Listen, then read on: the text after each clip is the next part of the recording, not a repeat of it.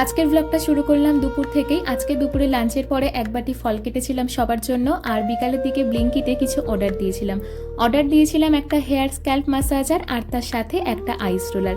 এই দুটো জিনিস আমার এত দরকার ছিল আর এত কম সময়ের মধ্যে আমি পেয়ে গিয়েছি, আমার জন্য তো খুব ভালো হয়েছে। আর তারপর ছাদে এসে ছাদের সব গাছগুলোতে জল দিলাম, আর এখন ফ্রেশ হয়ে একটু রেডি হচ্ছি। আসলে হাতে গোনা আর মাত্র একটা দিন বাকি আছে জামাই ষষ্ঠীর, আর এই বছরে জামাই ষষ্ঠীর কোনো শপিং আমাদের এখনো করা হয়নি। তাই আজকে সন্ধেবেলায় আমি আর যিশু বেরোচ্ছি। আর যেহেতু বাইরে বেরোচ্ছি তাই বাইরে চা খাওয়াটা তো একদম মিস করা যাবে না। তাই প্রথমেই বেরিয়ে গেলাম চায়ের দোকানে, সেখানে গিয়ে খেলাম লিকার চা, তার সাথে বেকারি বিস্কিট, আর তারপর চলে আসলাম গোলবাজারে।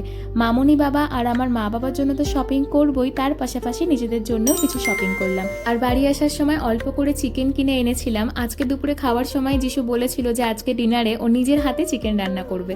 তাই বাড়িতে এসেই চিকেনটা ভালোভাবে ধুয়ে ম্যারিনেট করে রাখলাম। আর যখন বেরিয়েছিলাম সন্ধ্যাবেলায় তখন এই আইস রোলারটা ফ্রিজে রেখে গিয়েছিলাম।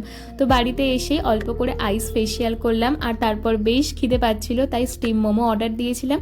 তো ওয়েব সিরিজ দেখতে দেখতে একটু মোমো খেলাম, আর তারপর চলে আসলাম সোজা কিচেনে যিশুর সাথে। হ্যাঁ, ও রান্না করবে অবশ্যই, বাট ওর সাথে একটু না থাকলে ওর একার দ্বারা হয়তো এটা পসিবল হবে না, কারণ আজকে ফার্স্ট রান্না করছে। হ্যাঁ, তো তারপরে তো বেশ একাই নিজের হাতে চিকেনটা বানিয়েছিল।